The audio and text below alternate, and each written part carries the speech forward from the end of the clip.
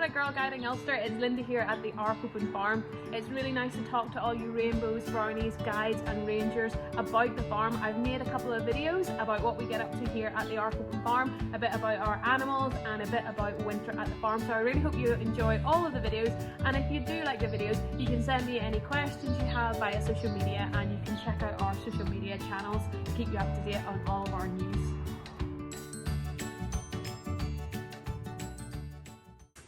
Alright, so this is our lovely tortoise. This is Michelangelo.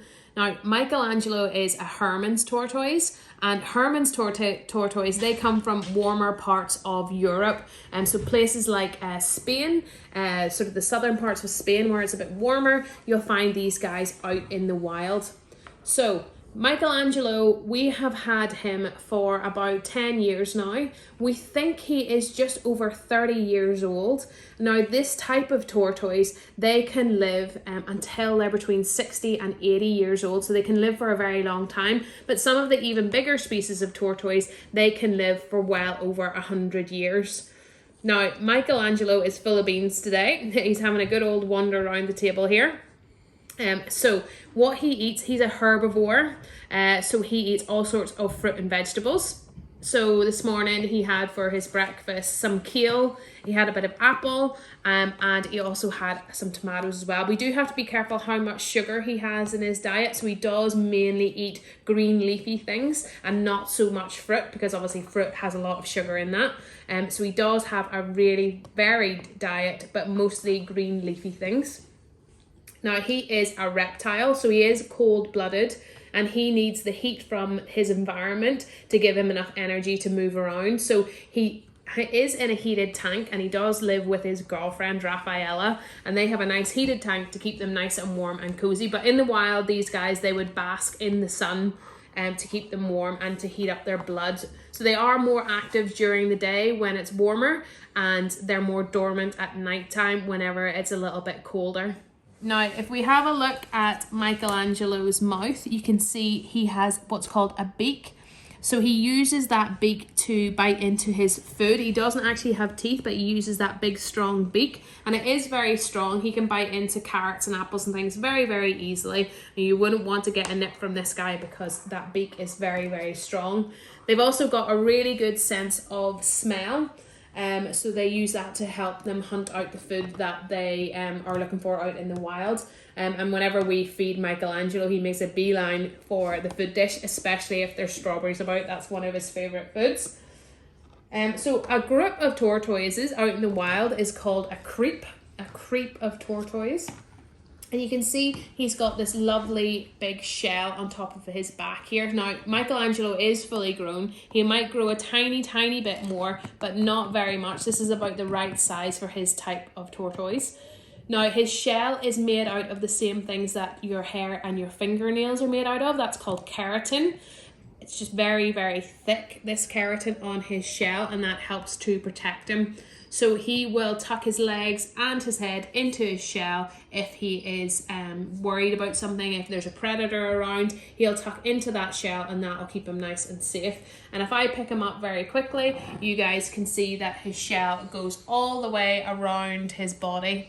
So he's protected all the way around that body. So even if he was to get flipped over, he would be all right. There we go, put him back down. He's feeling very, very speedy today. He's got lots and lots of energy. Now, tortoise can hold their breath for a very long time. So whenever he goes into his shell, what he does is he empties his lungs in order to fit his head and his legs into that shell. So they are known to be able to hold their breath for a very long time. And the warmer the climate that the tortoise comes from, the lighter the color of shell. So there is tortoise that live in the Sahara Desert, and their shell is almost completely white. It's got a yellowy, whitey color. So the warmer the environment, the lighter the color of the shell. And one other fact about Michelangelo, whenever we touch his shell, he can actually feel that. So they do have little nerve endings in their shell, so whenever you touch them, they can feel that. Now, we do give Michelangelo a bath every now and again, and we give him a little scrub with a toothbrush, and he really, really likes that. It's almost like a little massage for him. Now, sometimes people get confused between the difference of a tortoise and a turtle. So tortoise, like Michelangelo, they have got claws to help them move on the land. And turtles, who live in the sea, they've got webbed feet to help them swim. So that's the main difference between the two. Tortoise, like Michelangelo, they don't really like to go into the water at all. He's not a very good swimmer.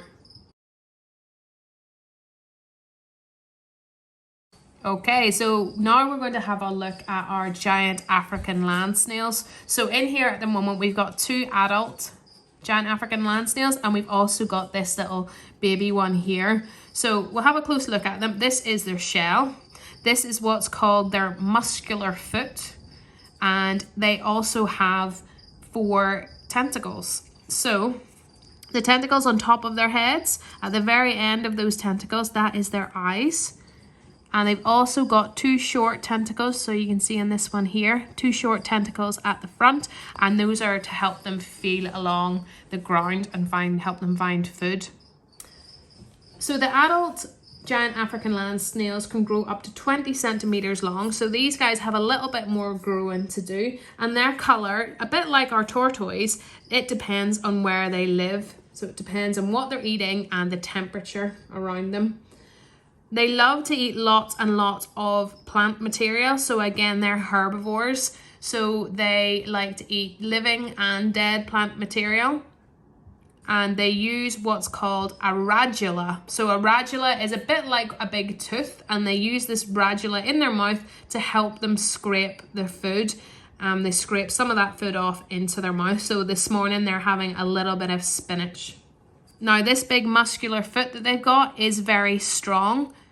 What it does is produces mucus, which is why lots of people think that the snails and slugs are really, really gross and slimy. But that mucus helps them to move along the ground, and it helps to reduce the friction whenever they're moving, and that makes it easier for them to move. Calcium is really important in the diet of a giant African land snail, so they use that calcium to help them grow these big, strong shells. In the wild, they'd find that calcium on animal bones, from sand and from different rocks that they would find in their natural environment. And they use that radula, that big tooth, to scrape that calcium from the bones and sand and things like that. Now, these guys have started to spread across the world, and that's our fault really. Us humans have moved these giant African land snails around the world, and they become a bit of a pest, unfortunately. A female giant African land snail can lay up to 200 eggs at a time, so that is a lot of baby snails, and they do cause a lot of destruction. They are considered a bit of a pest because they do eat lots and lots of crops, and they also carry plant diseases as well, so they can transfer plant diseases from one plant to another and destroy lots and lots of crops.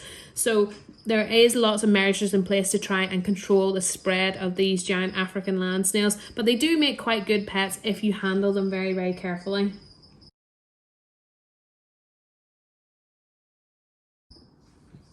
This is Claude. Claude is our lovely bearded dragon, and he is about 3 years old now, and he's lived with us here on the farm for about a year and a half. He's very, very friendly, and he does like to come out, and he does like to get lots and lots of attention. Now, bearded dragons are called bearded dragons because they do actually have a beard. So this is Claude's beard here underneath his chin.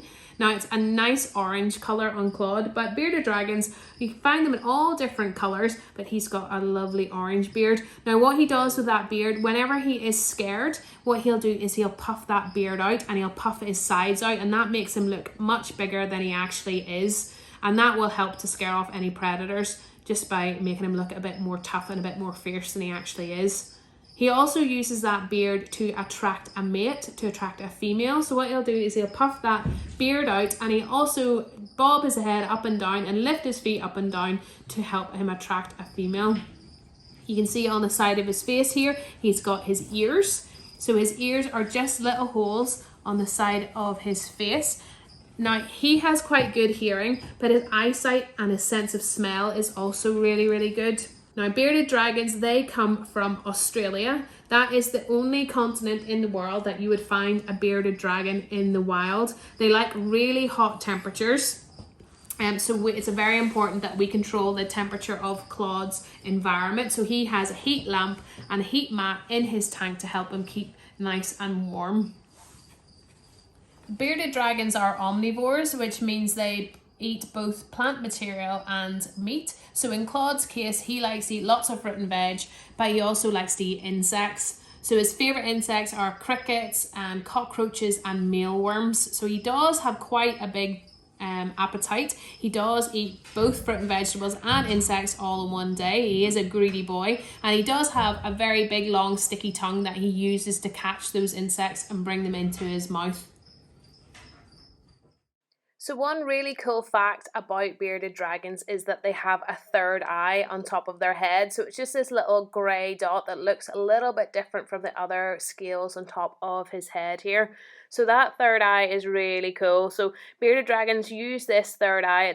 It's also called a pineal eye, and this is a photosensory organ. It's just this little grey dot right between their eyes, but it senses changes in the light levels, and it also helps them to perform thermoregulation, so to control the temperature of their body.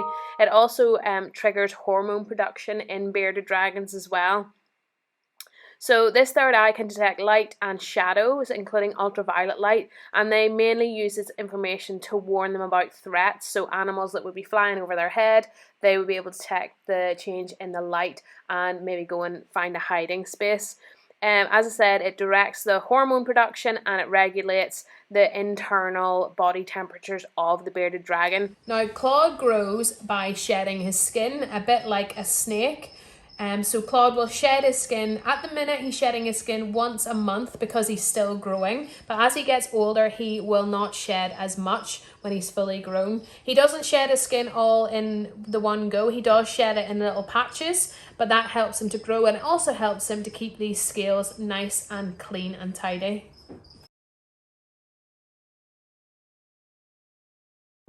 Now this big guy is one of our Madagascan hissing cockroaches. Now this is a male. Now the reason I can tell that is because he has these two horns on top of his body here. You can see these two big horns, and the females don't have those horns, just the males, and they use them for fighting and to help protect themselves. Now these guys come from the island of Madagascar, as the name suggests. You can't find them anywhere else in the world, and they're called hissing cockroaches because they do actually make a hissing noise whenever they are scared.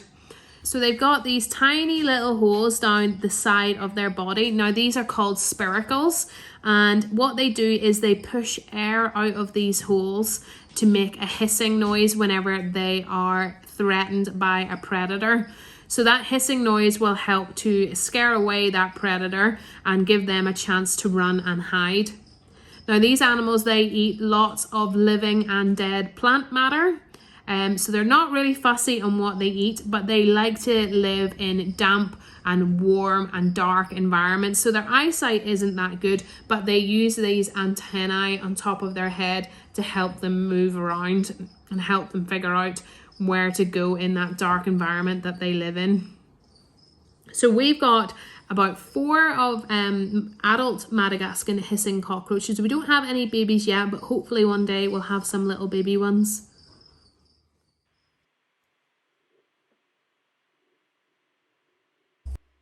This is Benji, our beautiful boa constrictor. Now I haven't lifted Benji out just now because he is just after being fed. He does get fed once a week and he doesn't really like to get handled after he has had his meal. So we'll just let him have a little explore around his tank and you guys can have a good look at him. So he likes to eat mice and rats. He's quite a big snake, so he is eating a full-sized rat at the moment. Now what he does is he uses that big long muscular body to wrap around his prey and squeeze it because he is a constrictor. So he squeezes his prey, and then what he does is he opens his mouth all in one go and swallows that mouse or the rat down into his body. Now he does only get fed once a week. That is all he needs, and that's what he would do in the wild. So what he would do is he'd spend quite a lot of time hunting, find something nice and big to eat, and then have a rest and relax and conserve his energy before he has to go hunting again.